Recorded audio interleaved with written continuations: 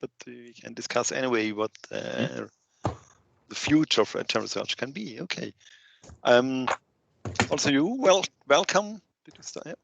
Welcome to the second actual panel of the two panels. We had one in the morning with Deepti Jain, Robert Biddle, and Ayana Corey. And I welcome you this afternoon for the second panel discussing about the future in academic Agile research. I would first thank the organizers, Katie especially, for organizing and hosting this event from the Agile Research Network, with Agile Research Network and Victoria University of Wellington. And also, of course, thanks to the sponsors of the event, like Agile Alliance, Scrum Alliance, Agile Business Consortium, Program Management Institute, and the Business Agility Institute. Okay, and we have sent you as a preparation 3 questions to present your view on Agile research. But before we start with it, I would like to introduce yourself to the still few audience we have. But nonetheless, what is your background, your current affiliation, your background concerning academic Agile research or Agile experience professions? In a 1-2 minute statement, just to introduce yourself, background in this, and then we start the discussion. Okay, Scott, do you want to start? Yeah, sure. So I'm Scott Ambler. I'm a vice president and chief scientist for Discipline Agile at the Project Management Institute in, well, we're international, but based in North America. And I've been a long time Agilist. I was the person that the thought leader behind Agile modeling and Agile data, and then along with Mark Lyons, the co-creator of what became the Discipline Agile Toolkit. I've been doing and leveraging various research efforts for years. And for a long time, I ran surveys and public surveys and shared data. So I really focused on open sourcing all the work and making the data available. And many students took advantage of that and extended it over the years. I led the research effort for Software Development Magazine and eventually Dr. Dobbs Journal, and published everything, and including the data, including the source data, and then continued on with that. The last couple of years, I've stopped that because it's a lot of work, as you all know. But I'm probably going to start gearing up again because there's a lot of unanswered questions in the Agile space that nobody seems to be addressing. And not that surveys are the greatest thing, but there's certainly a really good way of answering some very significant questions that people don't seem to want to answer. So anyways, I'll leave it at that. Okay, thank you. Allan, do you want to continue? So my background is once upon a time I was a hardcore C++ programmer, and I got to a point where the code wasn't the mystery, but the difficult bit was what we were being asked to do or the way we were being organized. It was clear to me that things were not being set up in the best possible way. And I've been on a death march project or two, and I've been exposed to some of the pre-agile ideas, if you like. I went back to got my master's degree. For my sins, I went and got an MBA. And what I discovered in business school was actually a lot of the latest management thinking fitted in with this thing called Agile. Since then, I've worked more away from the code. People tend to call me an Agile coach, which I think is a title which has its own problems. And it's something we deserves clarifying in its own right. I prefer the title Agile Guide. I help teams, organization, businesses do this thing called Agile. And I'm very conscious that Agile has become a key part of a bigger thing, and that's digital. Digital is, Agile built digital in the same way that Agile came out of the patterns movement, and patterns came out of the OO movement as a succession of things. And the patterns movement is kind of important in that, in so much as I touch the academic world, it's largely been through the patterns community, and people writing patterns and things. Okay, thank you very much. And Torgeir? Thank you very much. I'm very happy to be invited to this panel. So my background, I'm Torgeir Dingsoyr. I'm with the Norwegian University of Science and Technology in Trondheim in Norway. So I started out as a young researcher doing my PhD in a project on process improvement. And then we worked with a lot of different ideas around improving software development practice in small and medium-sized companies in Norway, mainly building on ideas from total quality management. I remember, Scott, you might not remember, but you visited us in 2004, and we had a panel discussion at the Process Improvement Conference, where Scott argued for agility, while we had other people from that process improvement community who argued for standardization. So we were on the agile side in that discussion, and then after a while it seems that it was very little interest in standardization in the process improvement community in Norway. So when companies talked about process improvement, they talked about adopting agile development methods. So I came out of doing a PhD on knowledge management in software companies, and then I worked as a researcher in the SINTEF Research Institute in Norway, which is an applied research institute that does action research and follows development in companies very closely. So I worked on topics related to knowledge and learning, such as retrospectives and teamwork, and recently focused on larger IT projects and how they organize development. So yeah, what we call large-scale agile development. Yeah, I think that's enough about me. Thank you. Okay, thank you for your introduction. Of course, I also welcome our audience, and hopefully we get an interactive discussion. So raise your questions, just raise your hand if you have a question, so that we can hopefully have a very fruitful and inspiring discussion about the topic.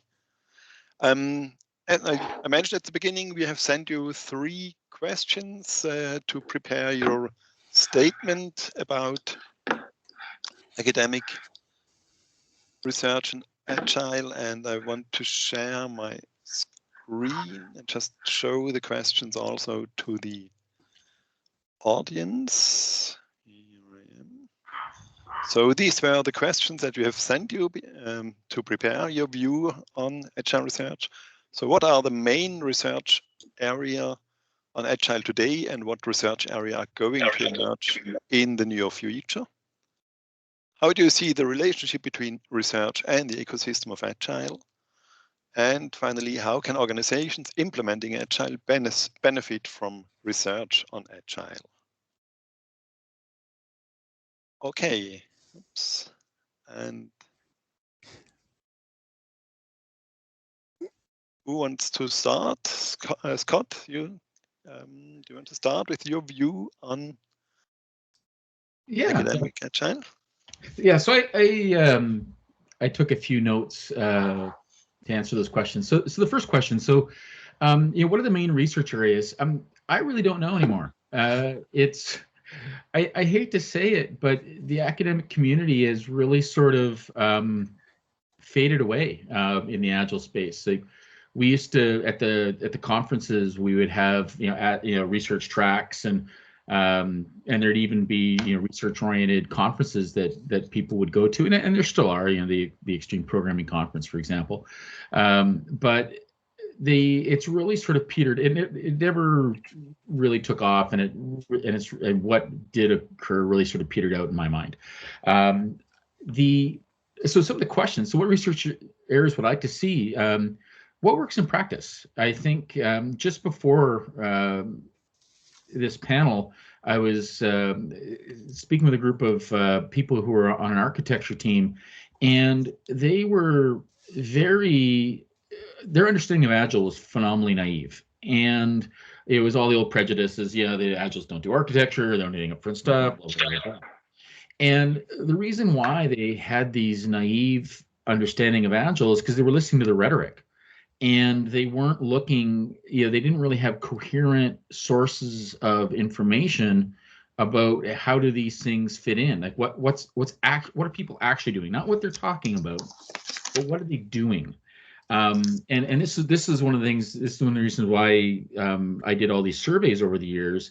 Was my surveys were focused on not on the some of the popularity contest surveys that we see, but what are you actually doing? And I was asking questions along the lines of how are you approaching this and how are you approaching that? And when you dig into it a little bit, you start to see, they are doing architecture, they are doing governance. These grown-up issues are being addressed, but they're not being talked about in the frameworks and the gurus in any sort of coherent manner. So it'd be nice to see the research community actually start to address that, explore the rhetoric. There's a lot of marketing rhetoric in the Agile community. Go after it, really, please go after it.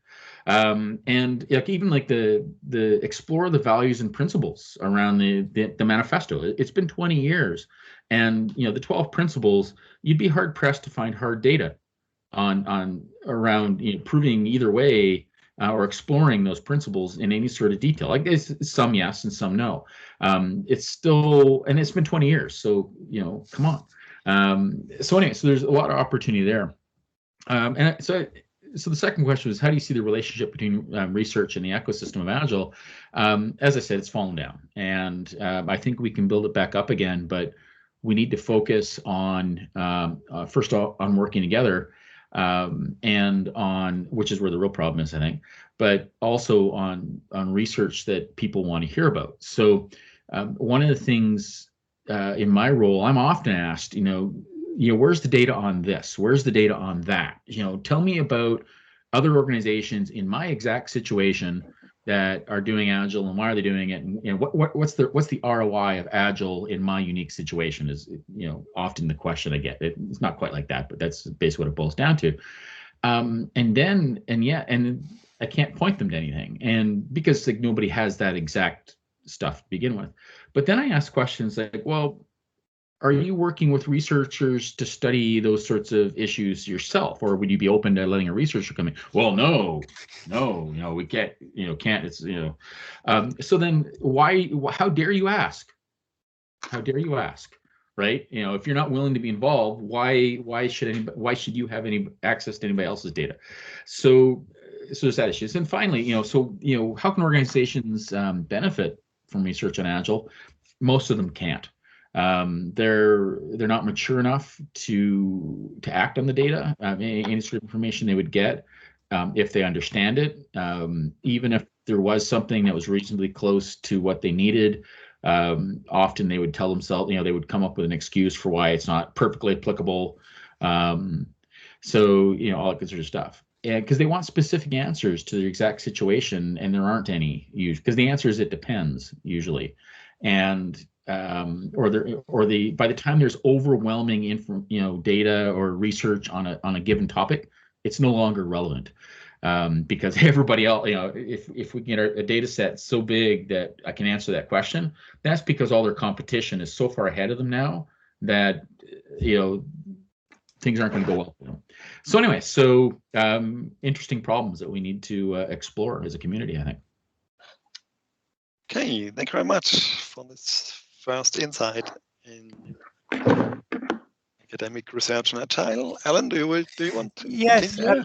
It's interesting hearing Scott speak, because I think I agree with everything you just said.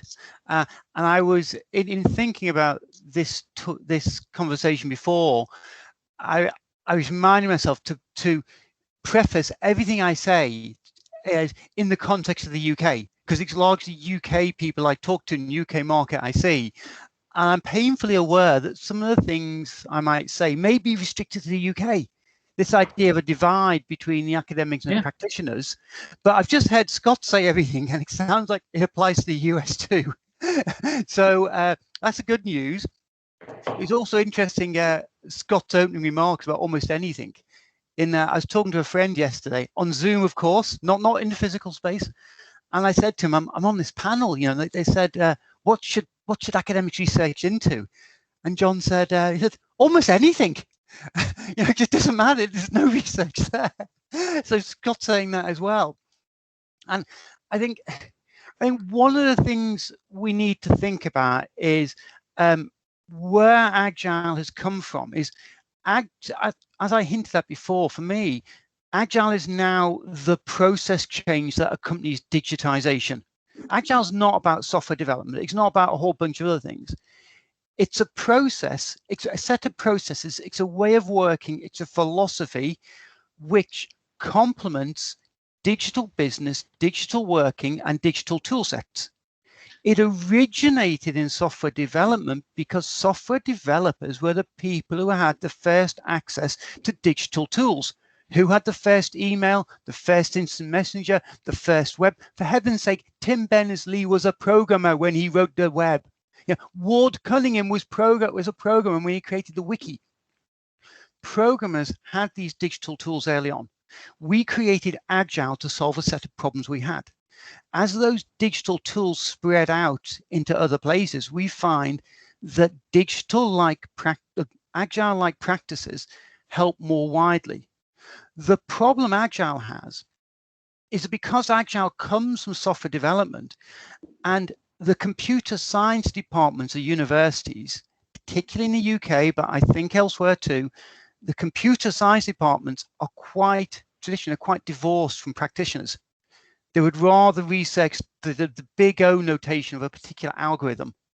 Those algorithms are commodities now, yeah. But that kind of pure computer science that was often popular. Software engineering is slightly better, but Agile has inherited that computer science practitioner divide that was going on. So there is some research around. There are papers like Martin's and Craig's and other people. There's good stuff out there. What we need to think about is a more cross-disciplined approach.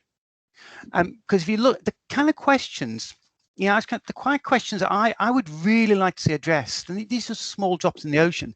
Time estimates, the whole estimation debate.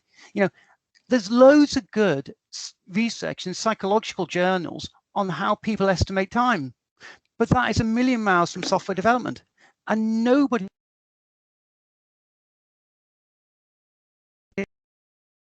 development. And as Scott said, people don't offer up the data sets. So time estimation is a question of psychology. My pet thing, diseconomies of scale. Again, where's the evidence? I can see a little bit of it, but that's largely an economics question. BDD, which I increasingly think is a reinvention of VDM and Z, it is a pure computer science question. But we need a cross-disciplined approach to address these things. My suggestion is that Agile needs to move into business schools, because increasingly Agile is about digital, and digital means business. And business schools have a history of doing cross-discipline research. So I think a lot of the future of Agile research belongs in business schools, not in computer science departments. And hand in hand with that, to get the message out. I am aware that some research exists, but it is desperately difficult to get hold of, partly because you've locked up in Springer journals. The open publication movement is helping, but the format of those journals, ACM format, my God, I just need to see an ACM format paper and I'm repulsed by it. But business has solved this problem. There's a few journals, the Harvard Business Review, and the one I take, the Sloan Management Review, which essentially rewrite academic research in a way they're not necessarily the easiest reads, but they get that the research that is happening, the theories that are being proposed, they are presented in a format which is accessible, not easy reading, but accessible. So I'd like to see the academic research community create a Harvard Agile Digital Review Journal. You know, something where we can take the research and we can dress it up and rewrite it and make it accessible, both in terms of getting hold of it and readability to the practitioners in the field. Okay, thank you very much for your insight. Dominic, you have a remark or question? Raise your hand. Yeah, it's a question related to just what said about from Allan about the need of a cross domain research on Agile. When I did a bit of research on Agile, there was very few Agile Center, Agile Lab, Agile Research. I know there's an Agile Network, which is maybe the only one in UK. There's only one journal, I think, dedicated to Agile, which from Scott. So I think it would be nice to hear what's his thought about the fact that we need or we don't need, because it's also interesting to have different disciplines with each their own specificities and research area, and the fact to have one research domain which is Agile. I don't know if it's. I'm ambivalent myself. Okay, between let's the come two. So I think Scott maybe has different subjects that come to his journal who are coming up, and maybe some who are not coming up, which you would like to see more. So I don't know, maybe it's more a question for Scott. Okay, well, let's come back to this question and just first finish our round. Yeah, it's okay. Or hang on, if I could just jump in on that. So one of the things that made me think about what Allan was saying was that the only time I ever hear research being quoted by business people, it's stuff that was published in Harvard Business Review. That's pretty much the only source of Agile research that might get looked at in the business community, from what I can tell. It's interesting when you read those journals and you scratch them. So many of them now contain software. Okay, we come back to the discussion. Let's first finish really our introduction statements, and I would like to hand over to Torgeir. Sorry. Thank you. I made a couple of slides, so I'll. Can you see them now? Yes. Yeah. Yeah, excellent. Yeah, so my background is from software engineering research. I didn't emphasize that in the very first introduction, but I was at the SINTEF research laboratory, which was a very, very applied research environment. And now I'm at the Norwegian University of Science and Technology, and also I'm a chief scientist in adjunct position at the Simula Metropolitan Laboratory in Oslo. Some years ago, when the Agile Manifesto was 10 years, we did a study of the research published on Agile software development. And then we found 1,551 papers that were published in a number of different channels and came from, I think, all continents almost, and from 60-something different countries. And I just did a quick check again today. So if you look in scientific databases, such as the EC Web of Science, so there I find now 2,500 articles in the scientific literature concerning some aspect of Agile software development. So I think it's quite a lot of material produced that is published mainly in the software engineering field, but you also see that it's an emerging topic in information systems and in management science, and many people in other disciplines are also referring to software development as a kind of interesting area, because it's a type of knowledge work, and people have developed kind of own ways of doing things in the software space. So I think it's extremely interesting, because it's kind of different advice that you get from people in the Agile community now than what you got 20, 30 years ago. And of course, as a field, Agile development is very close to practice. But yeah, let's get back to impact from research in this area. So we got 3 questions, some that are a bit about predicting the future, at least the near future. So main research areas today, and what will they be in the near future. So I looked at a couple of trends in order to discuss that question. Then I'll come over to also comment on the relationship between research and the ecosystem of Agile, and how organizations can benefit from research on Agile.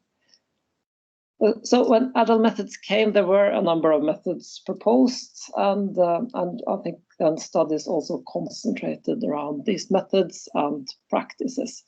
While what we see today is that, of course,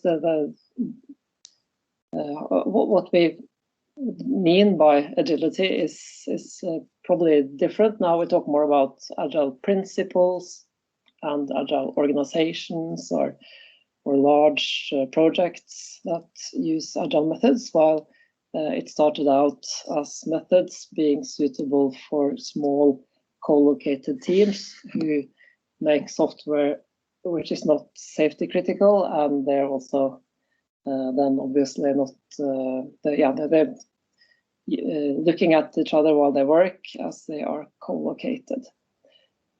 So it's now many things are different, and also with the pandemic, it's also impacts, of course, on the co-locatedness. As I said, it's more and more important now because of digitalization that has been covered already. And I think if you look back over the years, there has been various trends within the research in the Agile research community. So here's a plot from a paper which covers research on teamwork, where you see that it's one period where there were a number of publications on teamwork in software engineering. And I can't remember exactly how many of these studies were focusing on Agile software development, but we see that it goes a bit up and down with a focus on this topic, which is then a core idea in the Agile community. I was part of a special issue published after the International Conference on Agile Development in 2015, where we did an analysis of some trends, and especially looking at trends towards continuous value delivery and continuous deployment. So we looked at some of the kind of first Agile methods and some of the concepts that were discussed back then in 2015. So here you see that this is a plot of searches in Google analyzed by Google Trends. So you see that extreme programming was received a lot of interest, has been going down. Scrum has gradually risen over the years, and there's quite an increase in topics such as DevOps and also continuous integration. And then if you look at the same topics within the academic literature, this is what we found. So these are papers then published, and then we categorize them after what kind of method they focus on. So you see that the academic community seems to have focused quite a lot on Scrum, which is not difficult to understand given that it's so widespread. And I was part of doing a systematic literature review, which was published in 2008. So that covered empirical studies of Agile development until that time. And then we found that it was mostly extreme programming that had been studied, and there was not many studies on Scrum. So at least that has changed over the years. But you see that it's not a large increase in studies of DevOps and continuous integration. At least it's not so clear here as you see from the Google searches that probably are mainly done by practitioners. I guess in this field, it's fair to say that it has always been industry driven. So the industry adopts new practices and then research follows and tries to understand what is happening and how could we do this possibly even better. I'll come back to the role of research here.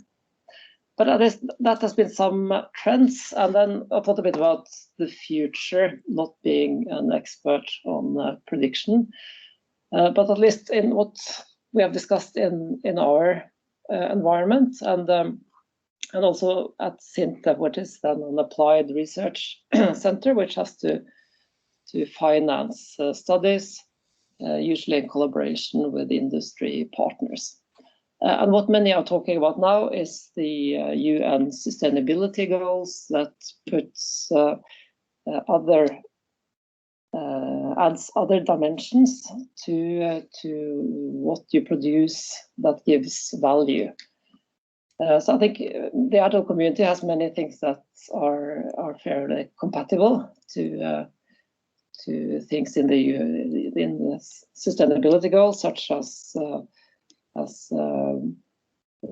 putting, not stressing people too much, but having a sustainable pace when you do development.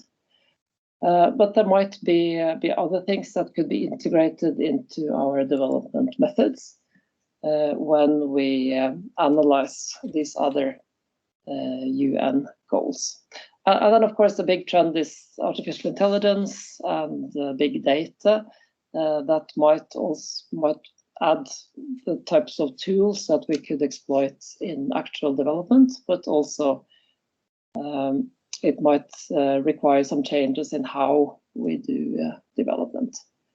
So I think that could be some things to discuss as kind of open problems in the method community, and how we can maybe configure the methods that we think work fairly well to handle these new types of situations. Otherwise, in my head, Agile research has focused much in recent years on trying to apply the Agile methods outside of the area it was designed for. So a distributed development in large projects, safety critical development, and then also kind of outside software development, but with other parts of the organization that might also benefit from these methods in other types of knowledge work. While we still have the kind of core topics, such as how do you work with a customer, which I think is not kind of solved. We have gained a lot of insights on the close collaboration and frequent demonstration of project or products, and also deployment of products. That gives another type of feedback than you get from demonstrations. But I think it's still an area where many practitioners complain that they have challenges with their product owner or the business side in their projects. We talked about team and teamwork and autonomy of teams as possible topics. Knowledge sharing and learning is done differently in Agile setting, but there hasn't been that much studies on how this happens in practice and what might be kind of concrete advice in order to increase, say, learning effect from doing pair programming or from doing retrospectives. And also architectural work, how do you integrate that into the development work? I think that is still something that we need to learn about and evolve. I'll quickly address the two last questions as well. So how do you see the relationship between research and the ecosystem of Agile? So as researchers, we might like to think that research has a very large part in industry practice. So is this picture creation of Adam, where God gives life to mankind. But I guess most people in research agree that this is not the case. It's not researchers who invented these methods, and it hasn't had a huge impact on practice, at least in the concrete methods, but it might have had an impact in the adoption of Agile methods. So many environments might have been skeptical to adopting Agile methods, and have then seen that it is actually research published on this type of methods, and in general the findings around applying research or applying Agile methods in different contexts are very positive. And now we have studies which indicate at least that Agile methods outperform traditional methods, both in small projects and in medium-sized projects and in large projects. But as Scott mentioned as well, I think there is a lack of overlap between different communities. We've had the International Conference on Agile Software Development, XP, which has had a fair number of academics and also practitioners. But if you go to the International Conference on Software Engineering, for example, you will not, unfortunately, find that many practitioners.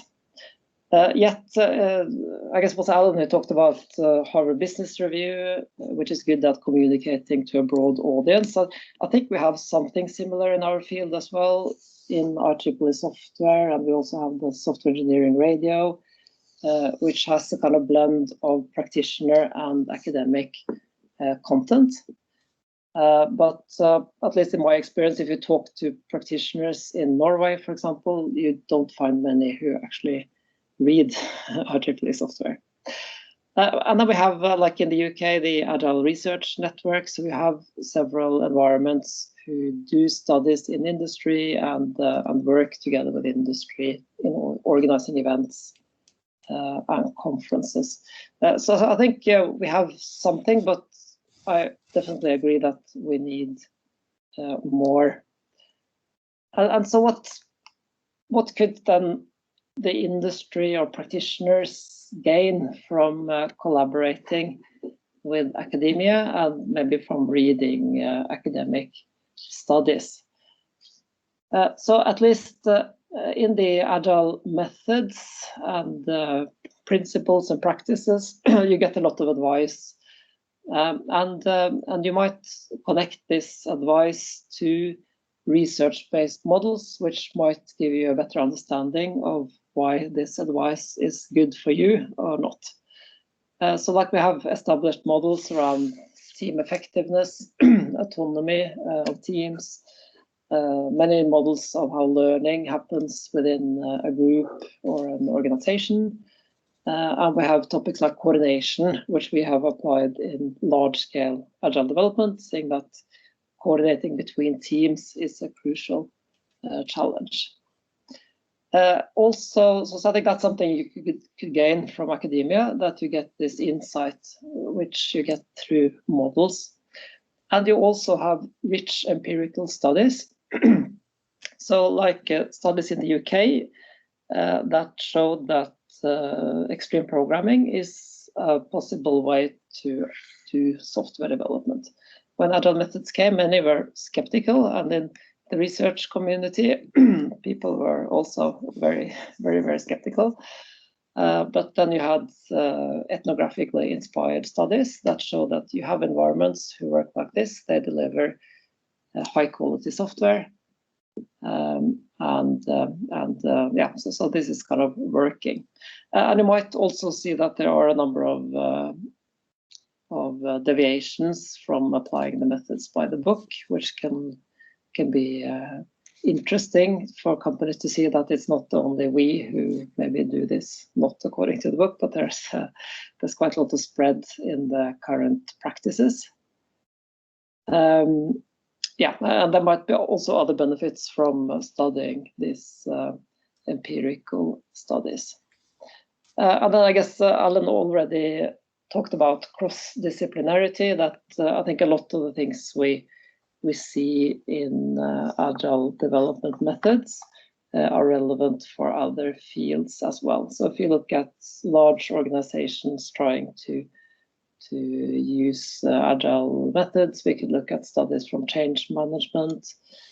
We have studies from knowledge management, teamwork, positive psychology, which has inspired practices in retrospectives, for example. So I think that there's a lot of things that we can build on, and I think the Agile community has been quite good at integrating research-based knowledge into the advice that is given, but it might not be that clear that things are based on research. It's just things that are discussed in the society, and then people understand that this is a good idea.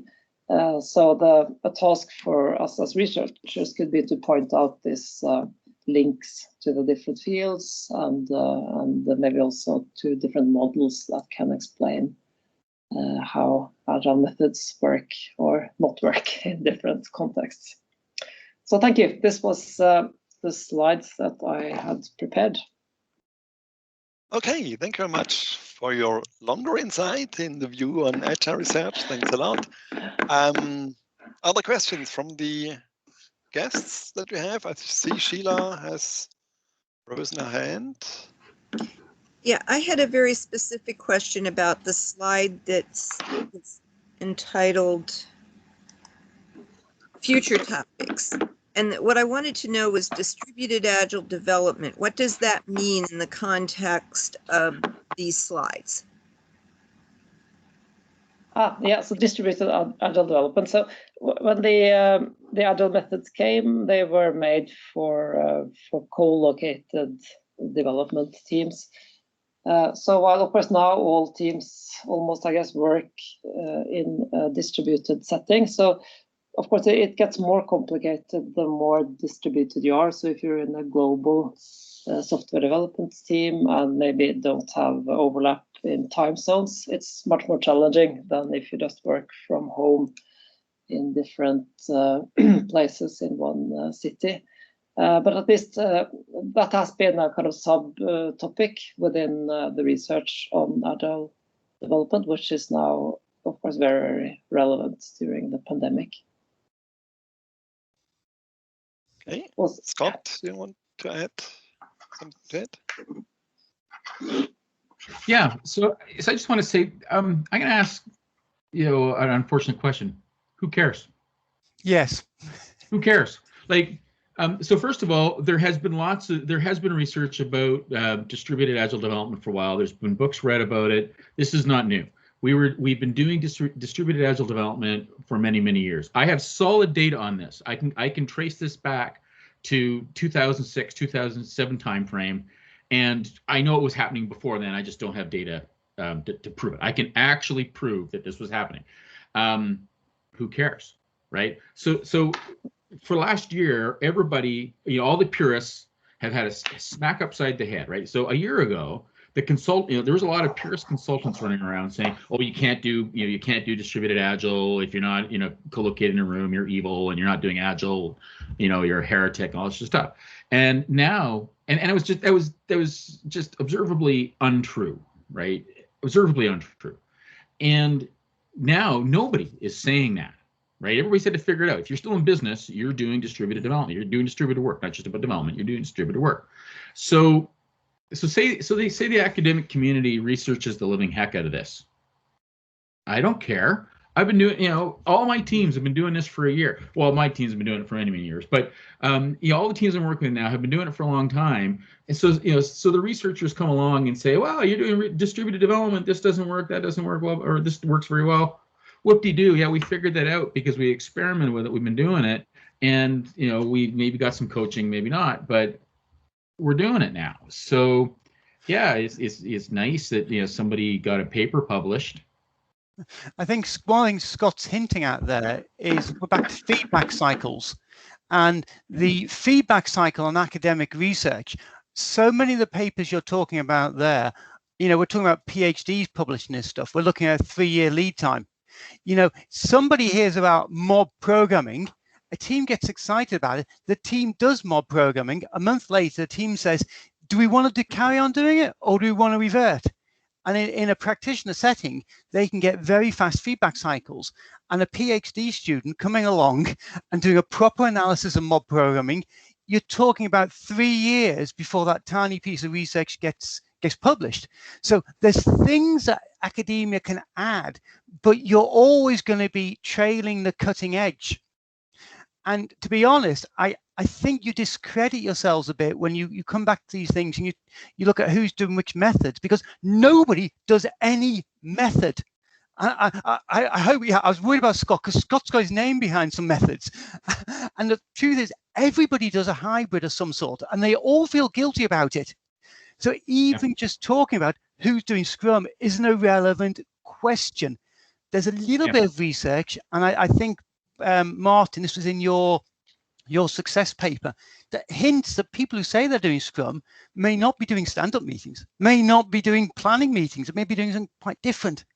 So we've got a feedback cycle problem, we've got a who cares problem, and we've also got a problem with incentives. In the practitioner community are trying to find things that work and possibly add to the bottom line. And the academic community, it often appears they're just chasing publications. And going back to my point about ACM publications before, this is where I kind of diverged from Europlop. People just got obsessed about getting papers in ACM, getting papers in a publication that nobody will read.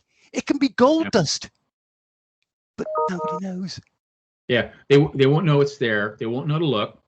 If they can find it, it won't be relevant. And even if they can find it and it was relevant, it'll be out of date, and they can't probably understand it because of all the academic gobbledygook that you've got. Like the writing style for academia to get a paper published is a disaster. Practitioners, they'll be like, I review these things for various conferences and journals, and I can barely understand them. There's no way the average practitioner is going to, and they'll look at it and it'll be like 8 pages of gobbledygook for 1 or 2 pieces of critical information. If you can't tweet about it, nobody's going to read it. We have some hands up. Yusuf, I think, has been waiting for quite a while. You're muted still. You have to unmute. I'm Yusuf. I'm one of the trustees. You're hard to understand. Can you hear me okay? A little bit better. Okay. Closer to the microphone. Actually, it's by close collaboration. Can you be? I'm a practitioner. I'm a 20-year practitioner. I've been doing business transformations for the last 10 years using Agile methodologies. Okay. When I look at the academic efforts, it seems to me that we as practitioners are doing that ourselves. We ourselves as practitioners, we start thinking about these sort of things. We form our own research. We start distributing our research ourselves. We've got our own institutions. We've got our own methods of doing thinking, which I don't see in any of the academic circles. And I was wondering how you could bridge that gap to us in that specific thing, because we've literally set our own ecosystems up for all of this.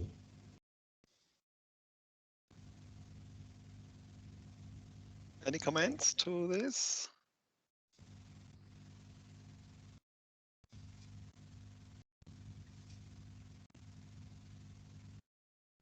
So if I stand, right, you say the practitioners do their own research. They are not waiting for the academics. Yeah. Our own pseudo research mixed up with advocacy and sales. Yeah. So if you take a look at basic continuous improvement strategies where you're incrementally improving, you'll experiment with something. Hopefully you'll measure it. That doesn't always happen, but hopefully you measure it and then you make a decision. Did this work for me in my context, right? And it'll take a few weeks, few months, depending on the nature of what you're experimenting with. But yeah, we're running our own research because we can't find something that's even remotely coherent. And I think it was to Allan's point, we really need detailed level various practices, but in context, right? And how well does mob programming work and it's not in the context of England or Norway or Canada. It's in the context of this type of team in a distributed situation, or this type of team in a regulatory situation, or this type of team with this level of skills or whatever, right? So just like for something as simple as mob programming, and it's not simple, but as simple as mob programming, there's this myriad of contextual factors that you could pull on these levers, right? And so this gets down to the problem of I need you need to answer how well is mob programming going to work for me in my situation with Larry, Curly, Mo, Huey, Dewey, and Louie on my team. And those are all unique people with unique backgrounds, and they might not work together well, stuff like that. So there's almost no hope of that ever happening. So what happens is we just try it out. And then, a month or so later, then we make a coherent decision. Oh, yeah, that worked for us, or, whatever the issue is. And that's where we're effectively at. Okay, thank you. Torgeir, you had your hands up. Yeah, yeah. Thanks for a lot of interesting points, both in this kind of speed of trying things out. So I think it's definitely a task for researchers to try to ask interesting research questions around things that last for a while, and it's not interesting. For example, does distributed agile development work, because that has been tried out in practice in a lot of different places. So people know about that, but it might be more regarding what kind of contextual factors should you make use of when you want to set up a distributed team and organize that team. So I think it's so much learning going on. So I think researchers need to try to address kind of important and lasting questions by asking good research questions. And there has been some effort to try to ask people then in the industry, what do you think should be researched? What are the open questions now? And there has been established some agendas for research within agile software development. So from workshops where researchers and practitioners have talked about what are the knowledge needs that we have in certain sub areas. But I agree that it's definitely challenging to provide studies that give insight to practitioners and that are perceived as relevant and are communicated in a manner which makes it readable for practitioners as well. But I think that many of the journals that we have in software engineering, for example, they are not mainly targeted at practitioners. They are for researchers, so that there are kind of areas where researchers have discussions going, but then in my head it should be research that is beneficial for the industry, and it should be communicated also in a readable format. And things are getting better. I think with open access initiatives, at least many things are available to practitioners. It might not be available in the form that one would like to, and but that is kind of questions around the relevance of research. But I think also a challenge with research rigor, that it's a lot of research which is not conducted rigorously enough, so that we can't really say much after having conducted a study. So I think that is also a challenge for industry, that it's difficult to know which studies should you trust and which studies are not conducted with sufficient rigor. Okay. There are more hands up. Sheila, cute, Torgeir. Yes, really just a couple of comments. Scott mentioned mob programming a few times, and I had a problem at one point that I needed to solve. I had teams on 3 different continents. None of them could solve the problem individually. So I wound up leading daily meetings where we would go through a portion of code and I would just say, who wants to drive after I set out the problem for the day? I didn't find out until a couple of years later that that was a form of mob programming. It was just, I have a problem, I need to solve it. This is how I'm going to solve it because I need to get it done by this date or we don't have an application. The other thing that I saw was on the slide that's numbered number 3, I saw deviation from applications by the book. From what I understand about Agile, from talking to as many experts as I can, there is no such thing as by the book. There are many different frameworks and you're supposed to choose the tools that make sense in the context. And if you're doing the same thing in 6 months that you're doing today, it's not Agile. So there is no such thing as by the book. Yes. Yes, but everyone thinks there is. And everyone feels guilty. I mean, Scott will know this. We go into corporations and they say, we're supposed to be doing Scrum, but we don't do this or that. And the people are full of guilt. But there are practices, there are norms. There is research you can do around that. The mob programming is kind of interesting in that if you actually read just what's been published by practitioners, you can discern 2 or 3 slightly different forms of mob programming. There's definitely a research question there to go and investigate. It may always be that academic papers are lagging behind practitioners, but you have a role to play in codifying this and communicating this and sharing this and perhaps pointing out where some are better than others. And to go back to the regular research, back to my analogy with business schools, so much that comes out as business research is actually stories. They may dress up as a case study, but it's a story. And stories are a great motivator. Publishing a paper that says we surveyed 100 companies and on norm, those performing better were doing these particular techniques with a p-value of 5 isn't a great motivator. You may want that in the background, but being able to present that research as a story, that's immensely powerful. Okay, thank you very much. Yusuf has his hand up for quite a while. You have another question or comment?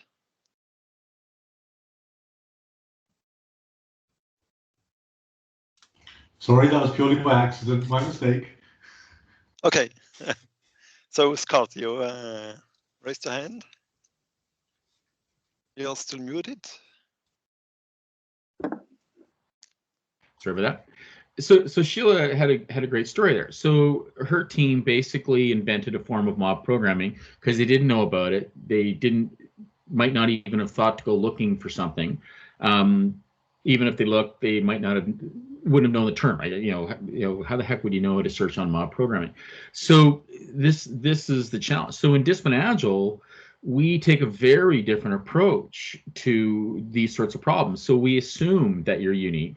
We assume that you have that everybody's in a different context and needs to, pick and choose the right techniques off the shelf. And so instead of telling you this is the best practice, what we instead do is say, here are the issues you need to think about. So, when you're addressing architecture stuff, here are the issues that you need to think about architecture. And here are a bunch of options. And then here are the trade-offs of those techniques. So you pick the right technique, what you believe to be the right technique for the situation that you face, and then experiment with it. So that is a very different proposition than the frameworks that tell you, well, this is the one official way of working. And then you realize, well, the one official way of working doesn't really work for me. And we need to experiment and do something different. And now I feel guilty because I'm not doing framework X in the proper way. Well, no, who cares if you're doing frameworks X in the proper way? It's, are you effective in the situation that you face? Are you learning? Are you improving? And that's what I care about. So this is what we do in DA, is to help you to actually make better decisions. But then the challenge is could research help with it? Yeah, it would be nice to have some more data in behind some of these techniques, like mob programming or pair programming or various forms of finance or architecture strategies or testing strategies or procurement strategies, because we go way beyond software. But the challenge is you've got to be mature enough to know that you've got to step back and think about these other issues, and to think, so for example, Torgeir presented some slides talking about, here's what the researchers are looking at, and it was an overwhelming research in Scrum, right? Because that's easy, and there's like a 20-page guide you can read and come up to speed on Scrum. Meanwhile, one of the questions was that needs to be researched is, well, how does architecture fit in? Well, when all you know is Scrum, and Scrum purposely does not address architecture, then of course the question of, well, how does architecture fit in sounds like it's an interesting thing. But if you were to Google Agile architecture, you'd find there's an overwhelming amount of material there, because we solved that problem 20 years ago, right? But it's not in Scrum. So if you only know Scrum, you don't even have the language to go looking for it, or you don't even know that you could go looking for it, because you've just been told it's not part of Scrum, and Agile must be Scrum, so therefore it mustn't be there. So this is the fundamental challenge. So we don't, the practitioners don't know to go look, the academics don't know to go research, they don't even have the language. Like, Sheila didn't know to go searching for nor would she, to go searching for mob programming and to find out some really cool things about mob programming. So she, said, oh, well, there's nothing out there, I got to go, figure it out. So they figured it out themselves, because they're smart people, and they figured it out themselves. But they probably put a lot more effort into figuring out themselves than they would have needed to had they had something a little more coherent to fall back on. But the frameworks are not it, because the frameworks solve a specific problem. Okay, thank you. Helen has her hands up. Indeed. Hello, everybody. Hello. I wasn't actually going to say anything. However, I am prompted. I'm prompted to make some rebuttals, I guess. Basically, I am outraged at some of the things that you've been saying about researchers as some kind of like global set of people who behave in certain ways, and I would like to challenge that. I spend a lot of my time doing reviews, and I know there's a lot of research out there, and I read it and I think, you've never been involved in a software team. Those of you who don't know any of my background, I mean, I work with industry a lot. I've been a software developer myself in the past, and so I recognise when someone is writing research when they haven't been involved in practice, and they sort of, it's not that they don't know what they're doing exactly, but anyway, there's a difference. So I recognise that work is out there. I think not everybody is like that. I think there's a lot of good stuff out there which is applicable, does understand, does use the right vocabulary, and all those different kinds of things. So I think that's my first point, is I don't want you to be tarring everybody with the same brush. There are, and I've heard what Scott and Allan have been saying, and absolutely in your practice and the way you work and the organisations you've been with, which I'm sure are many, what you're saying applies, but there are many, many, many different types of practice, many different types of organisation. Indeed, you said about the number of factors that you have to bring into play when you're talking about all these things. There's many different things that work across that. And so I think there are places where it's very useful to be able to walk in and say, here's a framework and that's what you're going to do. And it evolves over time. But you have to have the place where you start. I'm sure you're aware of this. You know where you start, and then you move on forward from that. So there are many different settings and practices that I think need to be taken into account. And I think one of the things that academics can bring is a different perspective. And certainly one of the things that when we've been working, so Katie and myself, and Diane and Leonore, Peggy's not here, but we're part of the Agile Research Network. And one of the things we do is to work more closely with organisations and do this detailed individual, what does this organisation need, and then try to generalise it more, or make it more palatable to a wider audience. So we're not saying what happens here has to happen everywhere, but you sort of set it out in a way that other people can pick it up and use it. And one of the things these organisations say to us is, you bring a different perspective, and that's valuable to us. the conversations we have and the results you come up with and the pieces that you write provide a very useful perspective that allows us to stop and think. It brings in theory, it brings in a whole range of different kinds of things. So I think there are things that academics can bring in all of this. And the reason I decided to step in and say something is because I was getting hot under the collar about it. There are channels as well for making sure that this stuff gets shared in a way that is palatable to practitioners and they can see it and read it. The XP conference, which for many years was one of the few places that brought together academics and practitioners in a positive kind of way, for the last 4 or 5 years has been open access. And again, I need to be careful what I say. I'm not saying all the papers in those sets are necessarily pick up and read and get something great from them, but I think we've worked quite hard to make sure that they are there. And there are many channels, which I'm sure you're aware of, where the academic research is actually being communicated in a way that people can use it. So I probably will stop at that point. But yes, I think I hear what you're saying, and I'm always humbled by practitioners because that's exactly what you do. You have a problem, you get on with it, you solve it, and you move on because that's what you have to do. But it doesn't mean that we're irrelevant. So I will stop at that point. Thank you very much for your statement. Katie, you... Well, I think I was probably just about to jump in with the same sort of thing as Helen. It was sounding bad for academics there for a minute. Okay, but I was kind of thinking that a lot of the practices and techniques that thought leaders and agile gurus use at the moment were based on past research.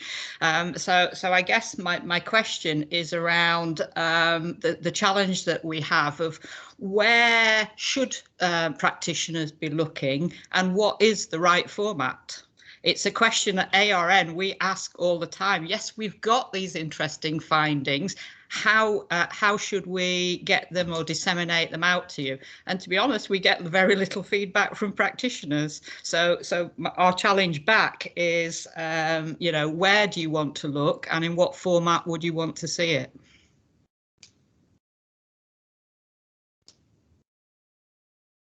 Okay, thank you. Torgeir, you had your hand up, or? Yeah, put it out. I think Helen and Katie. Okay, otherwise, Yusuf. Yeah, I've got. I mean, so I think this is now a really interesting debate now. So if you guys can hear me, okay. The question is there: where would we look for the sort of research and information that you guys are presenting? The question we always ask is, what are we going to do with this research? What are we going to do with this information? What's the change going to be once I get this information? And so as a practitioner, when I go into, I'll be honest, I mean, my last piece of work was with a company in the billions of change. The information that we need to get has to be specifically targeted in a way to affect that change. So if you guys say to me, here's 1,000 research papers, you can look through them. That doesn't really help me.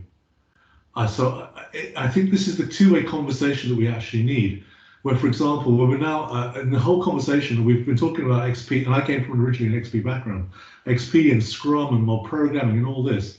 The biggest challenge I'm facing at the moment in my work is I've got multiple different methods of frameworks going on. I need to implement a corporate strategy. I need the directors to actually be able to get that strategy and disseminate it through the organization in a way which lines up with the Agile principles, which are people-based. It's about enabling people to do that. So if I ask that question, how would you guys be able to present back to me information which would help me with that? That's the sort of challenge we're facing at the moment. Okay, thanks a lot. I think Agile is about addressing customers' users' needs. So does research address our users' needs? Scott, I think, was raising his hand. Yeah. Yes, I wanted to make 2 points. I think to Katie's question, which is easy to answer, I would invite the researchers to research how to present their research. It's sort of a meta answer there. But I think to Helen's point, Helen makes a really good point. Everybody is different. There is a different range of research and techniques.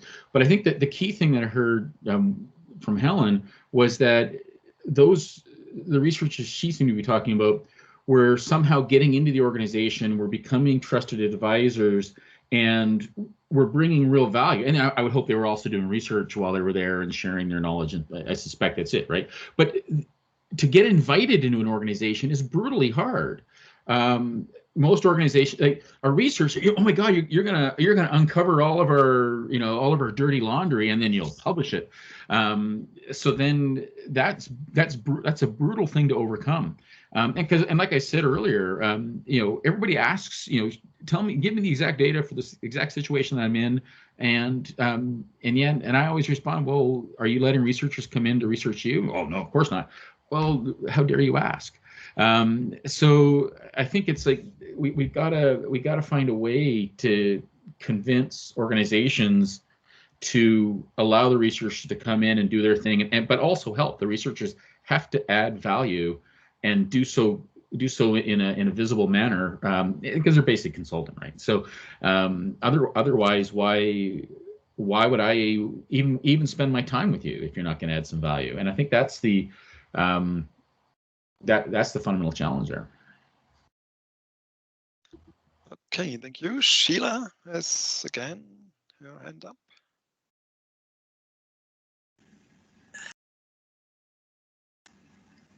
Yeah, I don't think anybody was saying that research isn't valuable. I only called out specific bullets on specific slides and partly I just wanted to know what they meant to everyone else. Like, I don't think anybody else was in the panel discussion a couple people were in the panel discussion this morning where I was asking a lot of specific questions around remote Agile, because so many companies are now saying that they don't know if they'll ever go back to having co-located teams. And I know there's now something called Remote Agile Framework, and I know that there are a bunch of other things like Distributed Agile, I think, is starting to address how do you work with teams that are remote. And we've got so many tools out there that have suddenly advanced in the last year because of the pandemic, but I think that it was a wave that was coming anyway, and I think most people agree with that. So I would love to see research on truly working remote and how do we work effectively in the 21st century, not going back to the way things worked in the 20th. Yeah, but are you willing to wait 3 or 4 years for that? No. And I realize that most of the stuff I've done has been kind of greenfield. So by the time there's any academic research, or even by the time it's been incorporated into a framework, I may have already had to figure it out to get to where I needed to go in the time frame I had, because I couldn't wait. Otherwise, I'd miss the market. A competitor would come out with something that was better. So, I mean, when I talk about doing mob programming, I found out one day that I had people on 3 continents and I needed all of them, and they were in different time zones on different work schedules. And I had like a 1 or 2 hour window when they were all awake and I could schedule a meeting. And I was like, okay, we're going to meet at this time every day until we solve this showstopper issue. And this is how we're going to do it. And we kind of worked through it as we went because I had a deadline. And if I didn't fix it, we weren't going to have an application in production. And that's kind of how a lot of things I've done have worked. So no, I'm not going to wait. Okay, thank you. Torgeir, you want to comment on this? Yeah, thank you. Maybe I could comment on that, because I think, of course, it is challenging in the business environment where you have to make decisions quickly and you're always under pressure. But I think there can be valuable things from research, both on the short term and the long term basis, because Yusuf, you asked, given one kind of situation, how could you benefit from research? And of course, there are an infinite number of different situations, so it's very difficult to give very concrete advice. But at least what research can offer is that we have models which have been tested through review processes and are based on a number of different contexts or other types of data collection, which is usually open and transparent. While the alternative is to ask yourself within the company, which might limit the kind of knowledge that you have available in decision making. Or you could, of course, ask a consulting company, but the consulting companies will usually have very limited knowledge of the domain at hand, and tends to have kind of advice based on frameworks, and might not have the kind of underlying understanding of the problem domain, which you would get from an at least experienced researcher. So I think that there would be a very different type of value in advice from research compared to advice from the consulting world. If I can, Martin, stop me if you think I'm using too much time, but to comment on, I think, Scott, you had a point about, what was that? Sorry. Okay, I'll think and then I'll come back. Okay. The next person speak. Okay, Dominic, you had. Sure. Yeah, just two small points. First, I think it's normal that you don't get immediate response from research to very specific problem linked to a context of practitioner. It's not made for that, even if it can arrive. But you do get value of research in other ways. For example, it enables you to take a step back, to reflect, to have a different approach that you will have only if you were speaking of one framework that you're trying to sell or one on which you're specialized. So I think it's not about just getting one response to one immediate problem and in a specific context, because research is more wider and it doesn't work at the same time speed. So that's the first point. And the second point, I don't agree with Scott on one specific point. I was a supervisor for research. There's a student who did his PhD recently. And I was surprised how many organizations were willing to open the door to the research. They didn't close the door. On the contrary, they opened it, and they were very happy to do so, because it was a way to help their internal community to reflect, take a step back, exchange on these different subjects, and be part of another way of reflecting on Agile and how it's spread in the organization and so forth. So I was very surprised. In fact, they were very happy, and they was also happy in the way that we made the proposal that some of them could co-publish papers, academic papers with them. And they were very grateful, because it's a way also to put value on their thinking and so forth. And so I think it's not that true that organizations are closed. I think research community doesn't ask sometimes to the right person, maybe, or in the right way. Yeah, of course, if you are a consulting company, if you are a framework specific company, maybe the door won't be as easily open, because there's a whole marketing concurrence and so forth. But if you are a researcher coming from academic specific, I think the door will open very easily, in fact. That's just my 2 cents. To comment, this morning in the panel, I think some of the panelists made a statement that the academia is neutral. We don't sell anything. I think that's a big advantage if we are going to organizations, that we don't want to sell anything. Okay, Allan, you had your hand up. Yeah, I was going to say, it's very reassuring to hear Katie say that the Agile Research Network is constantly asking themselves, how can they get this information out? I guess, to be fair to both sides, we've got different incentives. Academics increasingly publish or be damned market. Your incentive is to get publications out, and in business we're often racing ahead and don't have time for anything. So it's great to hear from Katie that you are trying to do this. As Scott says, getting inside a corporation, either as a researcher or just to spread the word, can be like banging your head on the door. So the task we are challenging you with here isn't necessarily easy, which might go some way to calming things with Helen here. If we're ranting too much here, but please, it's difficult for you. What dawns on me though is if you're to get this research out there, and I appreciate some of the research you're going to be doing is deep research, is blue sky stuff which will pay back in 10 or 20 years. And some of it, there is an opportunity to be more in the throw of things. I mean, if someone produced a really good study on mob programming, or the whole estimates, no estimates debate at the moment, that would just go like fireworks, I was thinking, how do you get the message out? And I remember the first time I met Helen was at a conference here in Oxford, the ACCU conference. She was probably the only academic who would venture into that community, but we loved her because she came along and she brought us some new insights that the people, and they were hardcore coders, they hadn't thought of, and maybe the way to get out is you've got to put yourself in places where you might not normally go, conferences which aren't at all academic. Go and present the findings.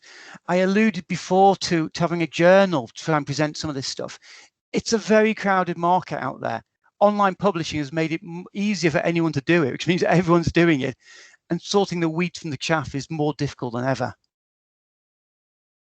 Okay, thank you. Yusuf, you have another question or remark? Yeah, so again, I'm not trying to be controversial or to say that academia doesn't have its absolute value in any societal construct. I'm not saying that at all. So let me ask you guys a question. Can you apply Agile to your own research? So can you start producing your research in a way, the way we would do it in business? So we go and we say, okay, you give us 3 months to prove something. Let's produce a subset of the data. Let's show it. Let's build it out from there. Let's empower people to actually go out and find some novel solutions by themselves. 10 brains are better than 1. We have a whole bunch of things that we do. Can academia do the same? Okay, thank you. Any comments, Helen? Can I just answer that question? Yeah, sure. Which is yes, of course. And in ARN, that's what we're trying to do. Our cycles are a little bit longer than you might like, but we've been trying to work on sort of 3-month cycles, or within that 3 months, we're actually talking to people anyway, so it's not like we're not doing anything in that time. But actually, I'm just setting up something else. I've just been working on a proposal with a very large organisation in the UK, and we are going to be doing exactly that. So we're doing monthly cycles where we'll be working with them, delivering stuff through all the objectives that we've got, working with them, try to understand. So yes, we can do that in some circumstances. So where it can be done, we can do it. But where there are other things going on, as Allan has said and others have said, I'm sure, business have different priorities and different motivators. You've got to get things done. You've got to get things out the door. So it depends on how it works with the business as well. But yes, absolutely, we do. I think actually, to Yusuf's point, I think actually more research happens that way than researchers perhaps will admit. I often, when I introduce Agile, I often find the people in the room who object to Agile most are the people who have a PhD. And I'm thinking of one company particularly employs a lot of PhD, and they say, I can't just code something up. I need to research it, and I need to do this, and I need to do, and I say, okay, fine. Let's talk about your PhD. You spent the first 3 months planning with your supervisor, and then you started reviewing the literature, and at some point you found it didn't fit, or the experiments didn't factor, and when did you finish? You finished because you ran out of money, you hit the deadline. And if you inquire into how people actually do PhDs, it's far more agile than perhaps they realize. Okay, time is almost over. So final word, we have 2 hands up. Yusuf? No, I've got too many times. Please, after you. Okay, so Torgeir? Yeah, I just wanted to comment on the last discussion on Agile in the academic community. So I agree with Helen that this can be done and that we're using a lot of the same ideas as in the Agile community on research. But specifically, we have research methods such as action research, where you specifically focus on an industry relevant problem. And you have several cycles of trying out ways to solve that problem. But the added value by having researchers in the loop is that you get hopefully more ideas into methods or to solutions that you can try out in a company context. And researchers add a little bit of rigor to the whole process and tries to also communicate what could be learned so that other companies might benefit from this as well. And my experience is that it's a lot of companies who are willing to collaborate with research and participate in such a learning process, and that at least mature environments are increasingly participating or appreciating results also from research. Okay, thank you. So time is already over. Nonetheless, I've actually two final questions for the panelists. I will just show them. I think it was a very controversial discussion about academia and industry, but I think we can really profit from each other. And I think we can bring, it was mentioned several times, different perspective into the industry. Industry is very fast in introducing new methods, new tools, which we can then analyze and maybe develop models. So my question for you as the panelist, I will just show it. I share my screen. So if you're a researcher, as a researcher, what would you like to research next and why? And if you are a professional, as professional, I would like to academia to solve. So complete these sentences. What would you do as a researcher next and why? And what would you like as a professional academia to do for you and why? Okay. Allan, do you want to start? Yeah. There's two things on my list of things to be researched. So I'm going to give you them both.